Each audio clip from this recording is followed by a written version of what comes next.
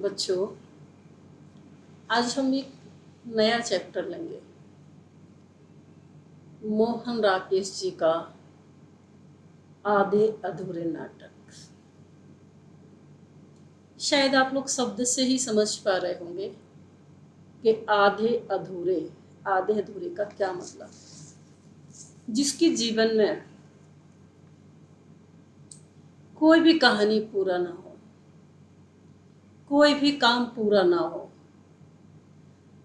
आधे अधूरे नाटक में प्रत्येक सदस्य अपने आप को अधूरा महसूस करता है। आधा अधूरा नाटक एक मध्यम परिवार की कहानी है। इसमें प्रत्येक परिवार का जो सदस्य अपने आप को अधूरा महसूस कर रहा है। इस नाटक में बहुत सारे पात्र हैं, लेकिन इस नाटक को लिखने वाला जो लेखक है, वो है मोहन राकेश जी। तो सबसे पहले आज हम मोहन राकेश जी का सामान्य परिचय जानेंगे कि मोहन राकेश जी कौन थे। मोहन राकेश जी का जन्म 8 जनवरी 1925 को हुआ था। आप आधुनिक युग के एक महत्वपूर्ण नाटककार थे। आपका पूरा नाम मदन मोहन गुगलानी था।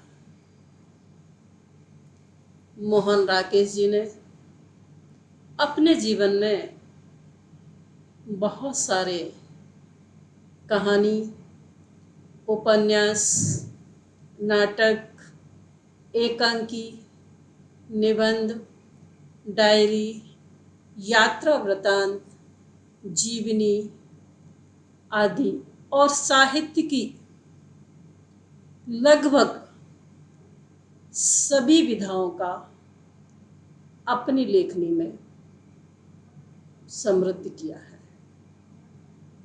मोहन राकेश जी ने, ध्यान से सुनना बच्चों, क्या कहना चाह रहे हैं हम। जो आपके आधे अधूरे नाटक के लेखक हैं मोहन राकेश जी, तो मोहन राकेश जी का साहित्यिक योगदान क्या रहा, देखिए इन्होंने क्या क्या काम अपने जीवन में किया है। तो सबसे पहले हम देखते हैं मोहन राकेश जी ने अपने जीवन में कहानी लिखी। कौन कौन सी कहानियां लिखी इन्होंने?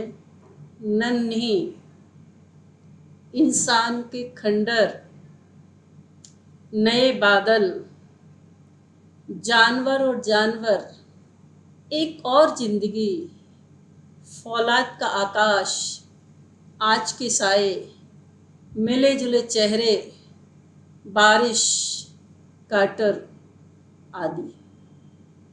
उपन्यास अंधेरे बंद कमरे में, ना आने वाला कल, अंतराल। निबंध परिवेश, बलकम खुद, रंगमंच और शब्द, साहित्यिक और सांस्कृतिक दृष्टि, कुछ और अस्वीकार, हाशिए पर, आईने के सामने। नाटक आषाढ़ का एक दिन, लहरों के राजहंस, आधे अधूरे, पैर तले की जमीन, यात्रा वृतांत, आखिरी चट्टान, पतझड़ का रंगमंच, ऊंची झील। रिपोर्टाज सतयुग के लोग। मोहन राकेश जी एक बहुमुखी प्रतिभा के धनी थे। आप एक महान रचनाकार भी थे और उनका साहित्य सृजन हिंदी साहित्य की एक अमूल्य धरोहर है। आधे अधूरे नाटक में की रचना जो है मोहन राकेश जी ने सन 1969 में की थी।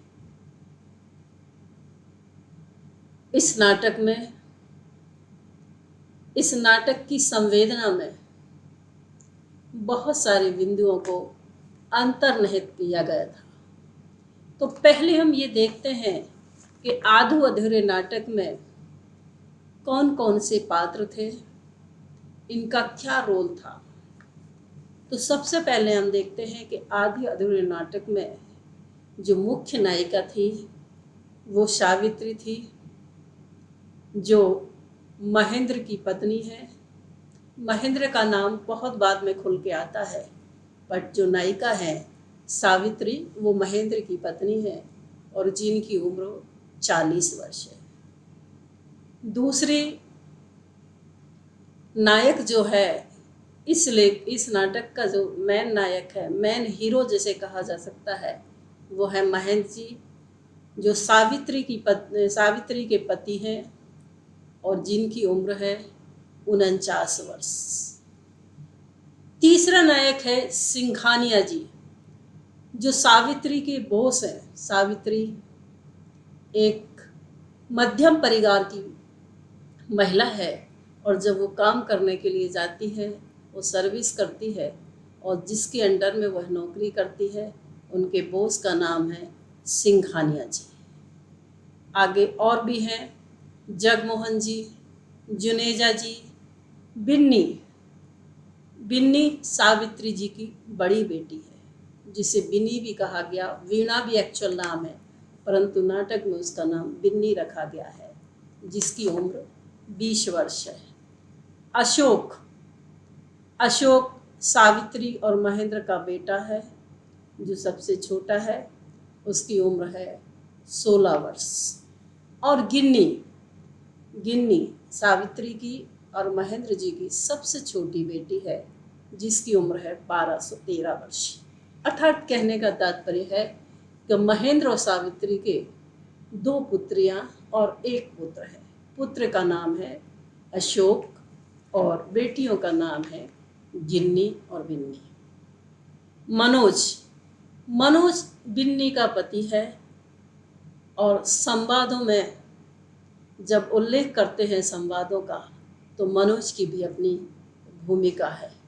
इस तरीके से आधे अधूरे नाटक में बहुत कम पार्टिसिपेट हैं, बहुत कम लोगों ने पार्ट किया है, क्योंकि सारा नाटक जो है, जब मोहन राकेश जी ने उसको लिखा तो हर जो व्यक्तित्व है इस नाटक में, जो नायक हैं, खलनायक हैं, सबकी भूमिका जो है वो आधी अधूरी हुई है।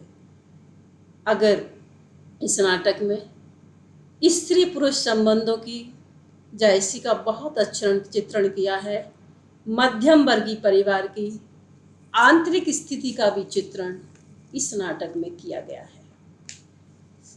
कौन कौन से बिंदु इस नाटक में रखे गए हैं जरा हम देखते हैं। तो सबसे पहले है मध्यम वर्गीय जीवन की विडंबनाओं का चित्रण, पारिवारिक विघटन का चित्रण, स्त्री पुरुष संबंधी चित्रण, नारी की त्रासदी का चित्रण, नारी मुक्ति की भावना, पुरुष का अधूरापन, कठिन युवा वर्ग पीढ़ी का चित्रण, कुंठित युवा वर्ग की पीड़ा का चित्रण और परिवार विघटन की समस्याएं। ऐसे बहुत सारे बिंदु इस नाटक में लिए गए हैं। तो सबसे पहले हम देखते हैं कि मध्यम वर्गीय जीवन की विडंबनाओं का चित्रण क्या है। मध्यम वर्गीय आप समझ सकते हैं कि एक उच्च वर्ग होता है, दूसरा मध्यम वर्ग होता है और तीसरा निम्न वर्ग होता है। बच्चों मेरी बात आप समझ पा रहे होंगे। उच्च वर्ग किसे कहते हैं? जिनके पास सारी सुविधाएं होती हैं। धनाढ्य वर्ग जो होता है, जो दूसरों को नौकरियां देता है, दूसरों को रोजगार देता है, जिनको सुख सुविधाओं का कोई अभाव नहीं होता है, वो कौन सा वर्ग होता है? उच्च वर्ग। और निम्न वर्ग किसे कहते हैं? निम्न वर्ग वो कहलाता है जिनके पास सुविधाएं तो नहीं है, लेकिन वो कोई भी काम कर सकता है, कोई भी काम, निचले से निचला काम भी कर सकता है, उसे कोई टोकता नहीं है। और मध्यम वर्ग, ना तो वो उच्च वर्ग के बराबर है और ना निम्न वर्ग के बराबर वो काम कर सकता है। आज देश में सबसे ज़्यादा स्थिति यदि खराब है तो किसकी है? मध्यम वर्ग की। जैसे उदाहरण स्वरूप हम देख लें कि एक धोबी है, वो निम्न वर्ग में है, उसका काम है कपड़े धोना, उसकी व्यवसाय को कोई छीन नहीं सकता है। मोची है, उसका काम है जूते चप्पल बनाना, तो उसके काम को कोई छीन नहीं सकता है। छीन सकता है, निम्न वर्ग के काम को छीन नहीं सकता है। उच्च वर्ग का काम है बड़ी बड़ी फैक्ट्रियां चलाना, बड़े बड़े उद्योग स्थापित करना, उनके काम को हम ले नहीं सकते। मध्यम वर्ग ना तो निचले वर्ग का काम कर सकता है, ना उच्च वर्ग का काम कर सकता है। अगर जीवन में सबसे ज़्यादा कोई विघटन है, कोई सबसे बड़ी समस्या है, तो वो किस किस वर्ग के अंतर है? मध्यम वर्ग के अंतर्गत। समझ रहे होगे ना मेरी बात को? सबसे ज़्यादा समस्या कहाँ होती है? मध्यम वर्ग में। अब हम मध्यम वर्ग जीवन की विडंबना का चित्रण करते हैं कि आधे अधूरे नाटक के माध्यम से मोहन राकेश ने महानगरों में रहने वाले मध्यम वर्ग जीवन की विसंगति और विडंबनाओं का चित्रण किया है। बहुत सही। महानगर मतलब बड़े बड़े नगरों में, बड़े बड़े शहरों में महानगर, जो राजधानियां हैं। जैसे भारत की राजधानी क्या है बताओ? मध्य प्रदेश की राजधानी भोपाल, भारत की राजधानी दिल्ली, ये बड़े बड़े महानगर हो गए। इन नगरों में क्या हो रहा है? मध्यम वर्गीय जो जीवन है, उनकी जो विसंगतियां हैं वो बड़ी विचित्र है। जैसे बच्चे आज क्या कर रहे हैं? मध्यम वर्ग के पढ़ रहे हैं, लिख रहे हैं, नौकरियां उन्हें प्राप्त नहीं हो रही हैं, तो वो बाहर जाने का प्रयास करते हैं। जब वो महानगरों में जाते हैं तो उन्हें वहाँ विशेष सुविधाएं उपलब्ध नहीं होती हैं। छोटी छोटी सी तनख्वाहें, उनकी जरा सी सैलरी है, उस सैलरी में जाकर वो काम करते हैं। हम आपको एक बहुत अच्छा एग्जाम्पल देते हैं, आपको शायद समझ में आ जाएगा ये मध्यम वर्ग की कहानी। कि मध्यम वर्गीय, दूसरा कारण इस मध्यम वर्गीय का आर्थिक स्थिति भी है। आर्थिक स्थिति भी मध्यम वर्गीय जीवन की विडंबना का मुख्य कारण है। उसका एक उदाहरण अच्छे से समझाते हैं कि एक बालक जिसने मध्यम परिवार में जन्म लिया है, उसके घर में माता पिता, दादा दादी, बुआ जी, फूफा जी, बहुत बड़ा परिवार है, बहुत सारे वो भाई बहन हैं। अब वो बच्चा पढ़ता है, लिखता है, संघर्ष करता है। संघर्ष करने के बाद जब वो महानगर में जाता है तो उसके गांव में लोग क्या कहते हैं? अरे भाई, फलाने का बच्चा वहाँ गया है, महानगर पहुँच गया है, बहुत बड़ी सर्विस में गया है। लेकिन जब वो बच्चा वहाँ पहुँचता है, वहाँ नौकरी करता है, तो पता पड़ा उस बच्चे की सैलरी 20,000 है, 25,000 है, 40,000 है।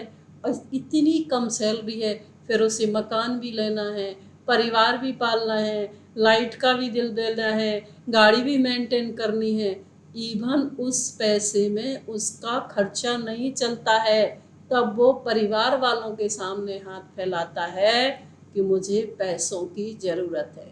देखिए, आर्थिक स्थिति के कारण वो महानगरों में बस गया।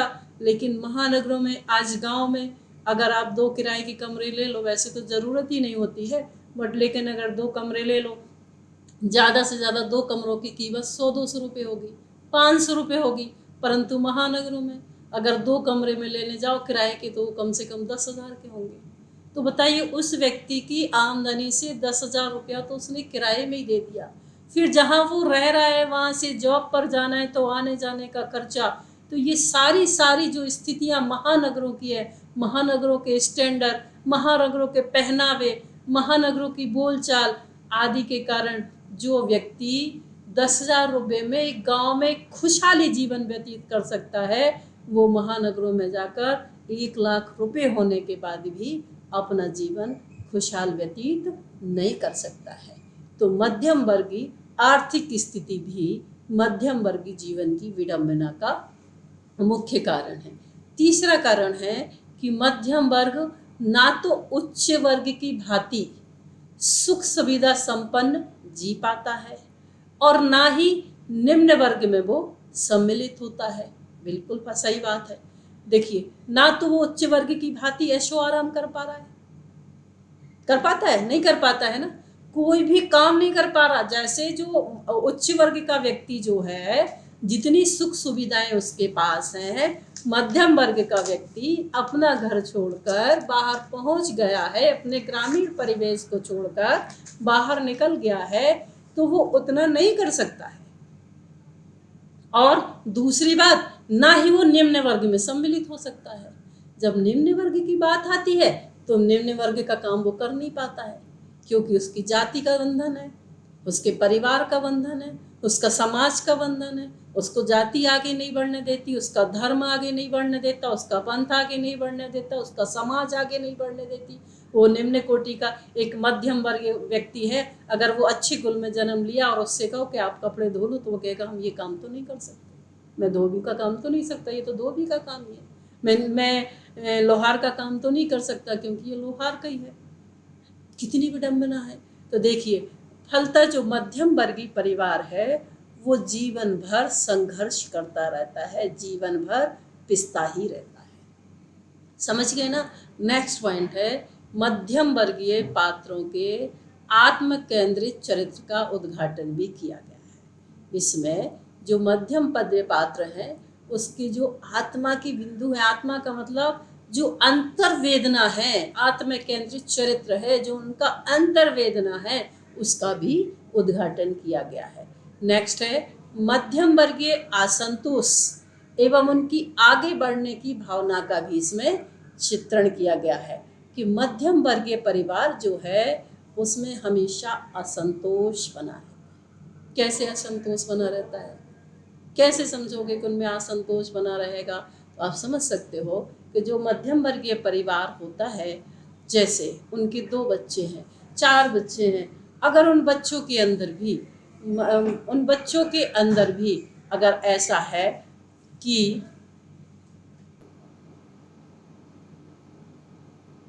क्या कह रहे थे हम, कि मोहन राकेश ने जो नाटक लिखा उसमें मध्यम वर्गीय असंतोष एवं उनके आगे बढ़ने की भावना का भी चित्रण किया है कि जो मध्यम वर्गीय परिवार है उसमें सही में एक्चुअल में असंतोष बना रहता है। कैसा असंतोष? जैसे उच्च वर्ग का परिवार है, वो शान शौकत में, खाने पीने में, पढ़ने लिखने में, पहनने ओढ़ने में बहुत कुछ खर्च कर सकता है। क्या मध्यम परिवार खर्च कर सकता है? नहीं कर सकता है ना। मध्यम परिवार के बच्चे भी कभी कभी लालायत होते हैं, वो भी चाहते हैं हम भी होटलों में घूमें, हम भी अच्छा पहनावा पहने, हम भी अच्छे स्कूलों में शिक्षा प्राप्त करें, हम भी बड़े डॉक्टर बने, इंजीनियर बने, आदि आदि।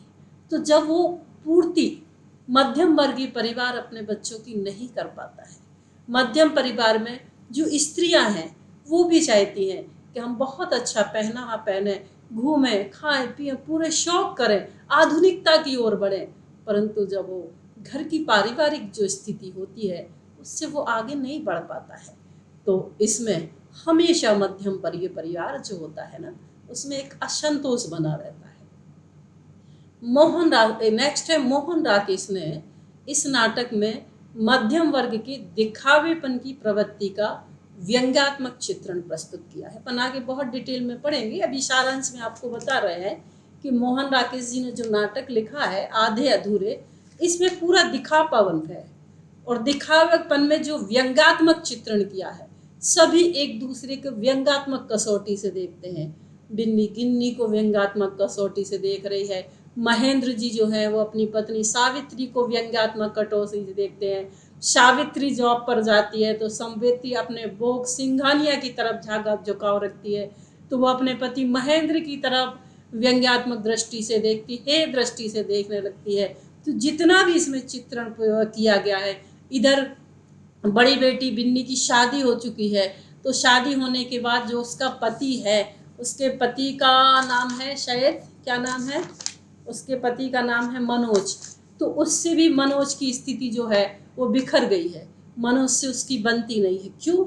वही आर्थिक स्थिति के कारण वो मनोज को छोड़कर अपने घर आ गई है और अपने परिवार के साथ रह रही है। वहाँ छोटी बेटी भी बार बार जाकर बड़ी बेटी से कहती है कि दीदी चलो, मोहल्ले वाले ऐसा कर रहे हैं, मोहल्ले वाले अपने मम्मी को लेके ऐसा कहते हैं, पापा को ऐसा कहते हैं, लड़ना चाहिए, आदि आदि। तो जब हम पूरा नाटक देखेंगे तो इस नाटक में जो है वो एक दिखावा बन जा है, दिखावापन ज़्यादा दिखाया बताया गया हुआ है। नेक्स्ट है भूमंडलीकरण के इस दौर में मध्यम परिवार के टूटते बिखरते रिश्ते, उनका अधूरापन, कुंठा, घुटन इत्यादि को मोहन राकेश ने सावित्री और महेंद्रनाथ के परिवार के माध्यम से सफलतापूर्वक अभिव्यक्त किया है। बहुत बढ़िया। क्या कहा? भूमंडलीकरण के इस दौर में जो मध्यम परिवार है उनके टूटते बिखरते रिश्ते, उनके रिश्ते कैसे हो गए हैं? टूट गए हैं। उनके रिश्ते कैसे हो गए हैं? बिखर गए हैं। आपस में किसी के मैंने पहले बताया था, नाटक का नाम ही उन्होंने रखा है आधा अधूरा। इस परिवार का प्रत्येक सदस्य अपने आप को आधा अधूरा महसूस कर रहा है, पर कोई भी सदस्य ऐसा नहीं है जो एक संपूर्ण जीवन व्यतीत कर रहा हो, एक सुखमय जीवन व्यतीत कर रहा हो। आपस में जितने भी रिश्ते हैं इनके, चाहे वो बहन बहन का रिश्ता हो, चाहे बहन भाई का रिश्ता हो, चाहे बाप बेटी का रिश्ता हो, चाहे माँ बेटी का रिश्ता हो, कोई किसी से प्यार नहीं है, किसी को किसी से वात्सल्य नहीं है, किसी को किसी से प्रेम नहीं, किसी को किसी से राग नहीं, सब अपना अपना जीवन जी रहे हैं। आज हम भी देख रहे हैं मध्यम परिवार की यही कहानी है।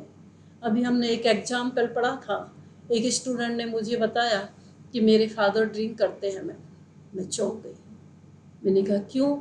बोले मैम करते हैं।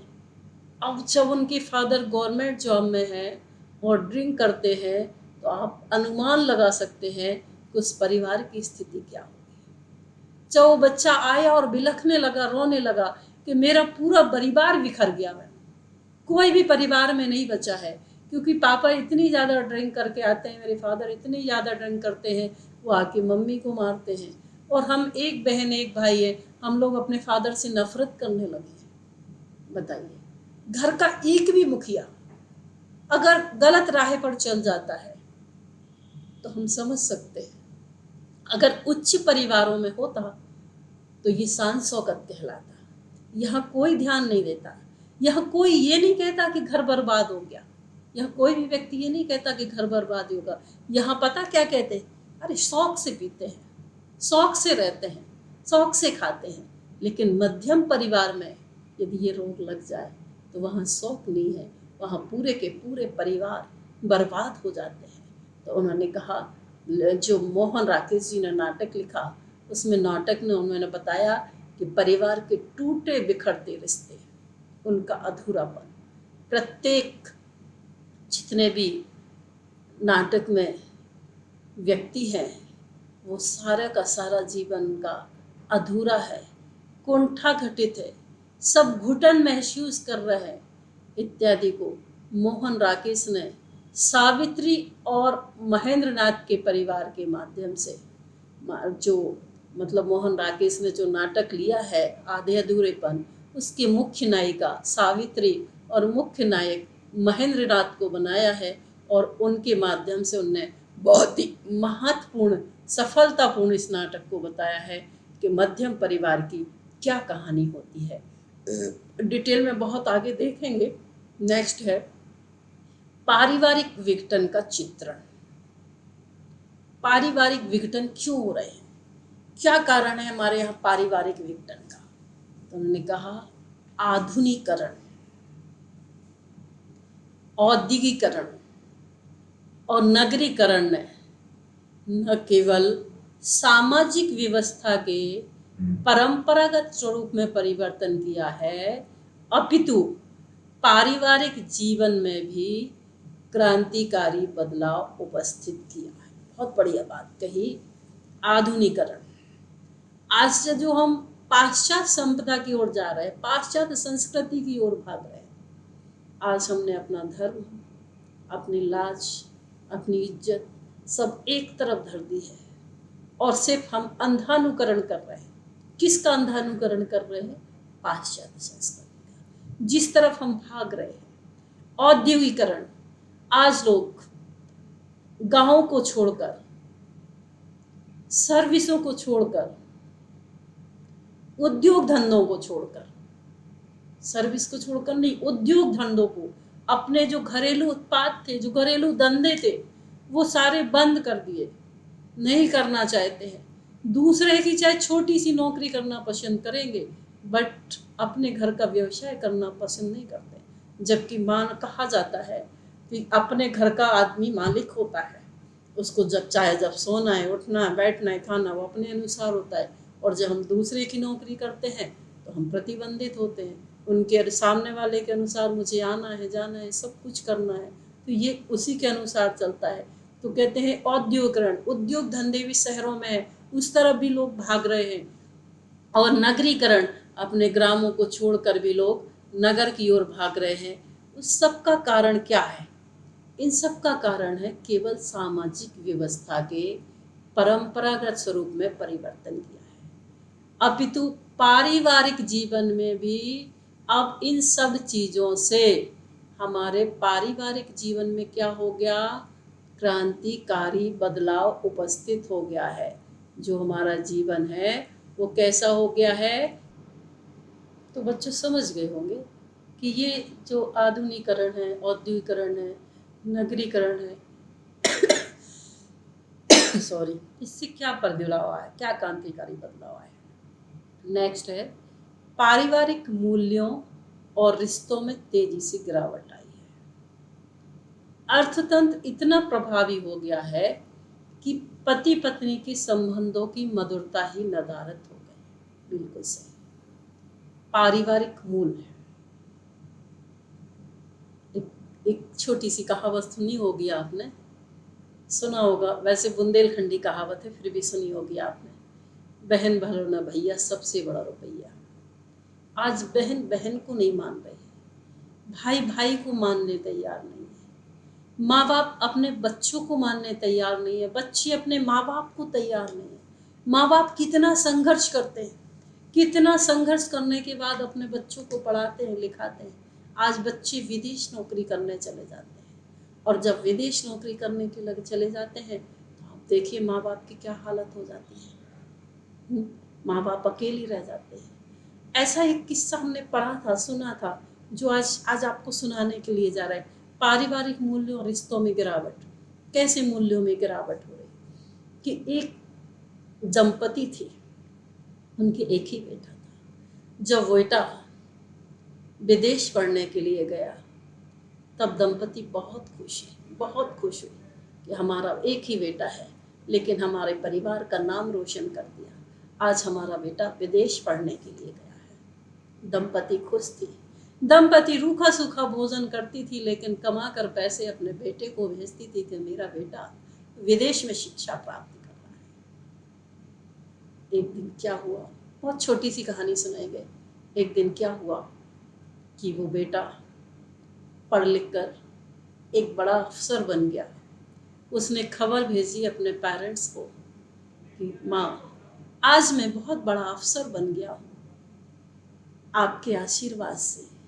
माँ और पिताजी की खुशी का ठिकाना नहीं रहा। माँ बाप ने कहा, बेटा अब तू अफसर बन गया है तो क्यों ना अब हम एक कोई लड़की देख लें और तुझे तेरी शादी भी तो करनी है। तब वो कहता है कि माँ, आपको परेशान होने की ज़रूरत नहीं है, वो काम भी मैं कर लूँगा, मैं यही पत्नी को ढूंढ लूँगा। धीरे धीरे विदेशों की ये परंपरा रही है और आज भी है कि धीरे धीरे वो जाके उसने एक अच्छी सी लड़की को दोस्त बनाया और दोस्ती उसमें परिवर्तित हो गई।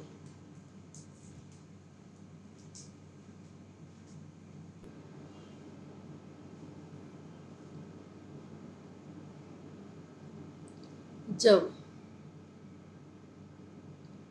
उस बच्चे ने, उस बेटे ने अपनी शादी कर ली और अपने माँ बाप को खत लिखा कि माँ, मैंने शादी कर ली है, मुझे वहीं से आशीर्वाद दीजिएगा। यदि मैं आपकी बहू को लेकर आपके पास आता हूँ तो निश्चित रूप से बहुत खर्चा होगा अपने देश लौटने में।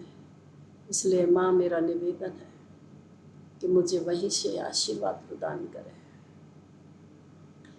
ये चल रही पारिवारिक मूल्यों की बात, पारिवारिक मूल्यों की बात। जब माँ बाप ने सुना, उनके पिताजी हताश रह गए। पिताजी को अटैक आ गया और अटैक में पिताजी की मृत्यु हो गई।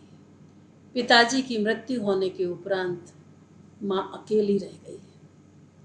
माँ ने सोचा, अब कैसे जीवन चलेगा, अब क्या होगा। फिर भी पिताजी माँ के पास कुछ संपत्ति छोड़ गए थे। माँ ने अपना जीवन यापन करना शुरू कर दिया। वहाँ विदेश में बेटे बहू एक खुशहाल जीवन व्यतीत कर रहे थे। लेकिन मैंने पहले भी बताया था आपको, आधुनिकीकरण, पाश्चात्य संस्कृति, इन सब की अंधी दौड़ में वो बेटा बहू पागल हो गए। अब उन्हें लालच सताने लगा संपत्ति का। और उस बेटे ने अपनी माँ को पत्र लिखा, माँ, मुझे अब आपकी याद सताने लगी है। माँ, मैं आपके पास आ रहा हूँ। माँ, तुम अपनी तैयारी करके रखना, अब मैं आपको विदेश ले जाऊंगा। एक पत्र जब भेजा, माँ अनपढ़ थी। माँ ने पड़ोसियों से कहा कि देखो मेरे बेटे का पत्र आया है, जरा पढ़ के सुनाओ। पड़ोसी ने पत्र पढ़ के सुनाया। माँ खुशी से नाच उठी कि बेटा मुझे लेने के लिए आ रहा है और वो मुझे विदेश ले जाएगा। माँ ने अपनी सारी तैयारी पूर्ण कर ली। जब बेटा नहीं आया और कुछ दिनों के उपरांत बेटे ने दूसरा खत भेजा कि माँ, अब तू वृद्ध हो गई है, अब तू वहाँ अकेली नहीं रहेगी। इसलिए माँ, एक काम कर, तू सारी जायदाद बेच दे। मकान, खेती, खलिहान, दुकान, जो भी आपके पास है वो सब बेच दे और सारा पैसा इकट्ठा कर ले। उस पैसों से हम यहाँ पर कोई नई चीज़ खरीदेंगे। और माँ, तू अकेली रह के भी वहाँ कहाँ करेगी, तुझे अब वापस नहीं जाना है। माँ ने अपने पड़ोसी को फिर पत्र पढ़ाया। पड़ोसी ने जब बात बताई तो माँ ने सोचा कि बेटा ठीक ही तो कह सकता है, जब मैं मर जाऊंगी तो इस संपत्ति का क्या होगा। मेरा बेटा मुझे सही रास्ता समझा रहा है, ये सब बेच देंगे और मैं बेचकर अपने बेटे के साथ चली जाऊंगी। मोहल्ले वालों ने, रिश्तेदारों ने बूढ़ी अम्मा का साथ दिया। सारी संपत्ति बेच दी गई। सारी संपत्ति बेचकर नगद इकट्ठा कर लिया गया और बूढ़ी अम्मा ने उसको सहेज कर रख लिया। धीरे धीरे वो अपने बेटे का इंतजार करने लगी। कुछ दिनों उपरांत जब बेटा आया तो बेटे ने माँ से कहा, माँ, चरण स्पर्श किए, माँ तूने सारी संपत्ति बेच दी। हाँ बेटा, मैंने सब बेच दिया। जो खेत थे, जो खलिहान थे, जो जमीन थी, वो जायदाद थी, मैंने सब बेच दी। और तो और बेटा, मेरे पास ये ज्वेलरी पड़ी है, ये भी तू रख ले, तेरे काम में आएगी, मेरे काम की चीज़ नहीं है। और माँ, तेरा बक्सा कहाँ है, तेरे कपड़े कहाँ हैं। माँ ने कहा, बेटे, पुरानी साड़ियाँ मैंने अलग कर दी हैं और सारी नई साड़ियाँ रख ली हैं और मुझे ज़्यादा चीज़ों की अब ज़रूरत भी नहीं है, क्योंकि मेरा बेटा जो पढ़ा लिखा है, मेरा बेटा जो धनवान है, मेरा जो बेटा आदर्श है, वो मुझे सब कुछ दिलवाएगा। और बेटी माँ ने बक्सा लिखा, बेटे को थाम दिया। बेटे ने माँ का बक्सा थामा और कहा, माँ, एयरपोर्ट पर चलना है, हमारी और आपकी टिकट हवाई जहाज़ से है, हम हवाई जहाज़ से ही विदेश चलेंगे। माँ गदगद हो गई, खुशी से फूल ही ना समाए। आज मैं अपने बेटे के साथ विदेश जा रही हूँ, वो भी हवाई जहाज से जा रही हूँ। माँ गदगद थी। माँ ने अपने पड़ोसियों का अभिवादन किया, अपना मकान छोड़ा, मकान जिसको बेचा था उस मकान में दूसरे लोग आ गए, सब कुछ बेचकर वो माँ चल दी और बेटे के साथ एयरपोर्ट पहुँच गई। बहुत ध्यान से सुनना, क्या है पारिवारिक मूल्य। और जब वो माँ एयरपोर्ट पर पहुंची तो बेटे ने माँ को रिसेप्शन पे बिठाया, एक जगह बिठा दिया कि माँ इधर बैठ, मैं अभी आता हूँ।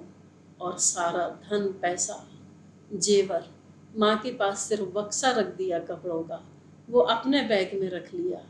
और बेटा बाहर निकलते ही सीधा हवाई जहाज में बैठा और अपने देश चला गया। बहुत देर हो गई माँ को बैठे बैठे नीचे इंतजार करते करते। जब बेटा लौट कर नहीं आया तो किसी ने आकर पूछा कि माँ तुम्हें कौन सी फ्लाइट से जाना है, कहाँ जाना है। तब उसने अपना सारा परिचय दिया कि मेरा ये बेटा है, मुझे इस फ्लाइट से जाना था। तब गार्ड ने बताया, वहाँ के सिक्योरिटी लोगों ने बताया कि माँ वो फ्लाइट तो उड़ गई, 2 घंटे हो गए हैं, अब तुम्हारा बेटा तो वहाँ चला गया। उसने कहा नहीं, ऐसा नहीं हो सकता, मेरा बेटा मुझे छोड़ कर नहीं जा सकता। और बेटा सारी संपत्ति को लेकर माँ को एयरपोर्ट पर छोड़कर चला गया। देखिए विडंबना, देखिए आप, एक पुत्र भी अपनी माँ के साथ ऐसा व्यवहार कर सकता है। हाँ, कर सकता है, किया है। ये है पारिवारिक मूल्य और रिश्तों में तेजी से गिरावट। अर्थतंत्र इतना प्रभावी हो गया है कि पति पत्नी के संबंधों की मधुरता। आज के समय में क्या हो रहा है, दोनों जॉब कर रहे हैं, हस्बैंड भी करता है और वाइफ भी करता है। तो हस्बैंड वाइफ से दबने वाला नहीं है और वाइफ, हाँ, क्योंकि दोनों कमाते हैं, दोनों। इवन ये स्थिति आ गई आज के समय में। इसी का चित्रण आगे मोहन राकेश जी ने अपने नाटक में किया है। बहुत सुंदर नाटक है, बहुत शिक्षाप्रद नाटक है कि उन्होंने इस नाटक में अपना उद्देश्य दिया है कि देखिए, एक पत्नी जो अपने पति से कहती है कि आपको भी बर्तन साफ करने पड़ेंगे, क्यों, क्योंकि आप भी तो नौकरी करते हो, तो मैं भी तो नौकरी करती हूँ, और इवन दोनों को मिलकर ये काम करना पड़ेगा। और ये संबंधों में जो मधुरता थी वो धीरे धीरे खत्म होती चली जा रही है। मोहन राकेश जी के मोहन राकेश के इस सर्वाधिक चर्चित नाटक में आधुनिकता की इस आंधी में दरकते मानवीय संबंध, घुटन और निराशा से जूझते हुए चरित्रों का आधा अधूरा व्यक्तित्व तथा उनका अस्तित्व अत्यंत ही प्रभावी एवं सजीव रूप में चित्रित हुआ है। क्या कहा मोहन राकेश जी ने, जो नाटक है जो आधुनिकता की ओर बढ़ रहा है, आधुनिकता की आंधी में जो झुलस गया है, वहाँ मानवीय जितने संबंध है वो घुटन पैदा कर रहे हैं, आपस में सब घुट रहे हैं, किसी को किसी से प्रेम नहीं है। इस नाटक के अंदर भी जितने पात्र हैं, एक भी पात्र को किसी दूसरे पात्र से प्रेम नहीं है, सब निराशा में झूलते हुए दिखाई दे रहे हैं। चरित्रों का आधा अधूरा व्यक्तित्व, हर पात्र का, हर चरित्र का व्यक्तित्व जो है वो कैसा है, अधूरा है, उनका अस्तित्व भी अधूरा है। कोई किसी का सहयोग करने वाला नहीं है, कोई किसी की ओर देखने वाला नहीं है, सब अपने अपने में मस्त है।